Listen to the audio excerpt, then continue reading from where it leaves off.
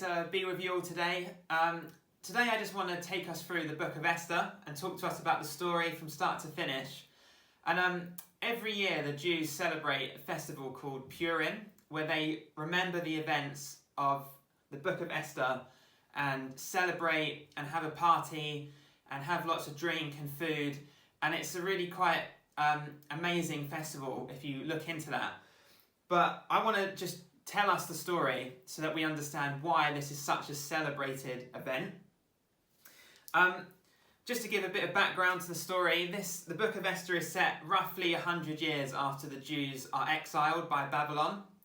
And at this point, some of the Jews have returned to Israel. So like if you read Ezra and Nehemiah, you see that some of them have come back and they've rebuilt the walls of Jerusalem and they've rebuilt the temple. But not everyone, not all the Jews. There's still a lot of Jews spread out. And in this book, it's set in the Persian Empire, in the capital city of Susa. And basically, there's still a lot of community of Jews spread throughout this empire. And there's four key characters in this story. There's Esther and Mordecai, who are the Jews, the Jewish people that we're focused on. And then there's the king, who kind of comes across as a bit of a pushover, a bit of a drunk. And then finally there's Haman, who's this really evil villain who has really bad intentions for the Jewish people. And interestingly, God is never mentioned in this book. Like his name doesn't turn up even once. And so as a result, the book of Esther kind of invites us to recognize where God is at work in this story, where he's at work in the events and the coincidences of the story which we're about to hear.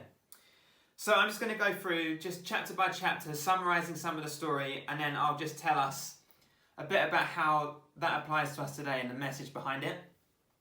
So in the first two chapters, we see we're introduced to the king of the Persian Empire, and he's having this big, basically a big banquet, and all his nobles and special guests are there, and he's getting lots of wine and lots of people drunk, and it's just a big feast and festival. And we're introduced to this great powerful king, and one day he decides that he wants his wife, the queen, to come and basically get naked in front of all these guests. And it's just this really weird request, and naturally the queen's just like, no, I don't want to do that. And the king gets so angry at his wife that he basically kicks her out, removes the title of queen from her, and that's that for Queen Vashti. And so what the king does is he makes a search for a new queen, and he finds all the most beautiful women across the Persian Empire and chooses one of them. And the woman he chooses is Esther. But she doesn't reveal to him at this point that that she is a Jew. And so she's made the new queen, and that's all exciting and good. But then what happens at the same time she's made queen is her cousin, who's basically like her dad, Mordecai, he hears a plot between two of the king's guards that they're going to try and get the king killed. And so he tells Esther about this, who tells the king, and he finds out this is true, and he gets these two guards killed, and he writes down in his book of the events of his reign, the annals of the king, that Mordecai saved his life, and then that is that, and that's kind of forgotten until later in the story. And then moving on to chapter 3, we're introduced to Haman, who's the bad guy, the villain. And one day the king honours Haman and makes him have the highest royal title in his empire. And Haman has a lot of pride, and he walks around and he asks for everyone to basically bow down to him when he's walking around. And people do that, except for one person, who is Mordecai. And Mordecai refuses to bow down to Haman. And Haman gets so angry at Mordecai that he decides to get him killed, but he doesn't want to just get him killed, he decides to get all the Jews killed along with him. And so he rolls a dice and chooses a random day on which to get all the Jewish people killed and completely destroyed on. And so he goes to the king and he gets a decree written that basically says, on this selected day, all the people across the Persian Empire are to kill every Jew wherever they are. And that kind of reveals to us the evil nature and the bad villain that Haman is.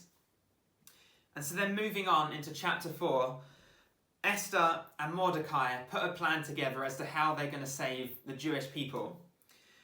But Esther's a bit hesitant to approach the king because it's against the law for anyone to just approach the king uninvited. And this is where Mordecai says these famous words, which are probably the most well-known part from Esther, which is this. If you remain silent at this time, relief and deliverance for the Jews will arise from another place. But you and your father's family will perish. And who knows but that you have come to royal position for such a time as this. And this is the encouragement that Esther needs. And then she goes and she basically says, if I perish, I perish. And then she has the boldness to approach the king and risk her life in doing so. And in chapter 5, that's exactly what Esther does. And another kind of coincidence in the story, or turn of events, is that although Esther risks her life and breaks the law by approaching the king, he welcomes her in and lets her ask any request that she has. And rather than her asking for Haman's evil decree to be cancelled, she actually invites the king and Haman to have a banquet with her the next day, which is a bit of a weird request, but that's what she does. And so the next day, she puts a big banquet together. The king and Haman are there, and they get drunk. And then the king basically says to Esther, okay, now what do you want to ask? And again, rather than asking for the protection of the Jews, she just says, I've got another banquet planned. Why don't you come back tomorrow and I'll tell you then. And that night, before the next day and the next banquet, the king is trying to get to sleep, but he's really struggling. And so for a bit of good bedtime reading, he gets the annals of his reign read to him. And he finds the place where it's read that says Mordecai saved him from being destroyed or killed by these two guards. And he recognises that Mordecai was never recognised for this. He was never honoured. And at the same time, while that's happening, Haman is getting really angry at Mordecai because once again, he's seen Mordecai and he's refused to bow down to him. And so he gets this big gallows built where he's going to get Mordecai hanged on the next day. And so the next day, Haman intends to ask the king to have Mordecai killed on these gallows that he's had built. But rather than that happening, before he can even ask that question, the king asks Haman what he would do if he was to honour someone. And Haman thinks that he's going to be asking to get him honoured. So he says, well, what should happen is that you give him a royal robe, you put him on a horse that you've ridden, and you lead him around the whole of the Persian Empire and get everyone to recognise that this is the man you have honoured. And this is the turning point in the whole story, because instead of Haman getting honoured, the king orders Haman to have Mordecai honoured. And rather than Haman's plan to get Mordecai killed, this big turn of events happens where Haman is basically humiliated and he has to go across the whole empire and have Mordecai honoured in his place. And he doesn't get to kill him because he's honoured and he's recognised as someone really special in the king's sight. And so from here on out, things stop going so well for Haman, because the next day, the second banquet of Esther happens, and while she's there, she reveals her Jewish identity to the king, and she reveals that Haman was going to kill Mordecai and kill the Jewish people. And the king is so angry with Haman that he gets Haman killed on the gallows that he had built for Mordecai. And that's the end of evil Haman, and justice is shown to him. But moving on a tiny bit more, what we see is that the decree that had been issued for the Jewish people to be killed is still in place, and that decree can't be revoked. So Esther and Mordecai get together again, and they put a plan together, and they figure out that they can basically make a counter decree. And so they get the king to sign this, so that on the day that all the Jews are supposed to be killed, they're now given permission to defend themselves and kill their enemies in their place.